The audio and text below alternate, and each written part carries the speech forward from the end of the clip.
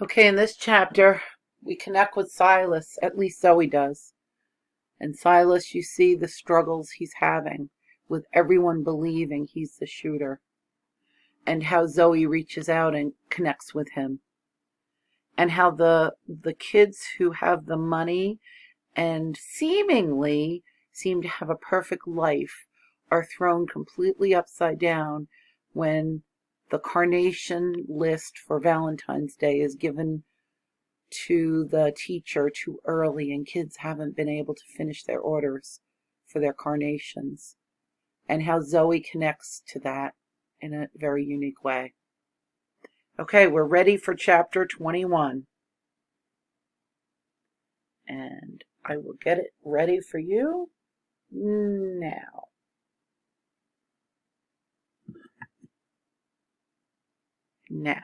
Chapter 21.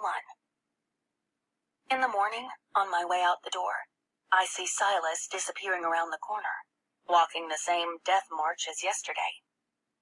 "Wait!" I yell. "Silas!" Before I can think twice about it, I'm charging down the road after him. I'm just wearing a thin hoodie since I don't have my jacket, and the frigid air grabs tight to me as I run. I get why Fuchsia didn't speak up at school about what happened, but still. "Silas!" I call again as soon as I turn the corner. I can't tell if he can't hear me or if he's ignoring me, but he doesn't turn around. I keep running and zero in on that camo trucker hat. If he doesn't turn around, if he refuses to talk to me, I'll just barrel right into him. I'm closing in. "Silas!" He turns, but his face is that expressionless wall. I stop right in front of him, and before I can even catch my breath, I blurt out, "You didn't have anything to do with that shooting in the parking lot." His face doesn't shift. I let out a long breath. "Right. Well," I mutter. "You probably already knew that, but I just wanted you to know that I know too." Silas squeezes his eyes shut. I watch him. Did he even hear me? Is he too closed off to care? Then, after a long moment, I see something. A tear escaping from one of his squeezed shut eyes. I look away. But then I look back because I don't want him to think that I think it's bad for him to cry. I take another step toward him and bite my lip. "Kids suck," I whisper. "I don't blame you for going all mute mode on everyone." He wipes the tear away and stares down at the sidewalk. "My dad had to hide the phone in the closet so I wouldn't hear it keep ringing. The crank calling started right after that shooting happened, and they haven't stopped yet. He keeps playing my favorite music super loud, so I won't hear it." Then he looks at me. Like, looks at me. "But I shouldn't have stopped talking to you. You're not like the rest of them." I don't say anything. Mostly because I'm embarrassed how close I came to starting to think like the rest of them. When we get on the bus, Silas takes his normal seat. This time, though, I don't sit across from him. I sit right next to him. He doesn't say anything, but he moves his backpack onto his lap to make room, so I know it's okay. Sometimes if you don't have a jacket, and if you're sitting next to someone who does, you feel colder. But sometimes, if the right person is wearing it, you feel warmer. The problem is that even if I now know that Silas didn't have anything to do with the shooting, that doesn't change what other people think. Moments after we get off the bus, Brendan Farley walks by Silas and mutters, "Not in jail yet." What am I supposed to do? Shout, "It wasn't him!" Only to have him say, "How do you know?" And I say, "I can't tell you." I might as well be waving my tiny Q-tip around at the same time.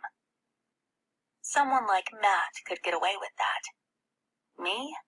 Not so much. Especially since Brendan has turned to me and is looking me up and down like I might as well be arrested too. Fuchsia has my jacket for me when I get to my locker.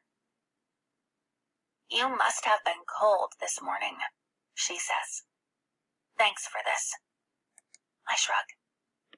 There are worse things. I stuff the jacket into my locker and then look at her. "I think you need to tell your mom." Fuchsia doesn't look up at the spot on the floor that she's staring at. "I've thought about it." She pauses. "But she would side with him. And I don't think I could handle that." I open my mouth, but then close it again. What can I possibly say? Because I know exactly what she means. In homeroom, everyone is all in a tizzy because today was supposed to be the last day that you could order Valentine carnations, but Mr. Bontaff accidentally turned in our homeroom's envelope early. Mr. Bontaff is hunched at his desk, doing attendance, while a mob of mostly girls crowds around his desk, almost like they're threatening to lift him out of his chair and hurl him all the way to the faculty room to fetch that form back again. "We'd already ordered 28 flowers," Mr. Bontaff says without looking up from his computer. "That's more than one per person in this homeroom. Just divide them up when the order comes in." "But I have 7 best friends who all sit at my lunch table with me," wails Savannah Bobbins. "I need to give all of them a special carnation." "You can't make me choose between my best friends and my boyfriend, Mr. Bontaff." Taylor Dixwell says boyfriend loud enough to take down the walls. She and Andy Cardinelli were basically the first people to start being girlfriend-boyfriend in a serious middle school way, and she doesn't let anyone forget it. Matt, as the new 7th grade student council president, takes charge. "Mr. Bontaff, can't you understand what we're saying? All we need is for you to go get the envelope back. I can even do it for you. Did you turn it in to Ms. Holmes? Because I can go to her room right now and get it back from her." Mr. Bontaff shrugs. "Whatever you want." Matt takes off like he's got a cape flying behind him and a giant S for 7th grade student council president emblazoned on his shirt. The rest of the kids practically swoon back into their chairs. "At least Matt's going to take care of it." Thank goodness. Can you imagine having to just split up the carnations that were already ordered? I've never heard of anything so unfair. Ugh, that'd be the worst thing ever. A few minutes later, Matt proudly comes back into the room, holding aloft the envelope. "Miss Holmes is even out sick today, but the sub and I managed to find this on her desk." I watch as kids crowd around Matt and the envelope, waving their money. But all I can hear is those 3 words. Worst thing ever. Kind of like how not getting to share your Mars colonization idea is so unfair. Because that's the difference, isn't it? For them, it's like an easy life is automatic, and when it's not, they're all ready to pour on righteous anger and think they can do something about it. Probably because they're armed with more than a measly Q-tip. I picture myself with that imaginary Q-tip. Honestly, what else do I have going to bat for me? And then Ms. Rochambeau's words burble up from inside me against my will. Suck it up.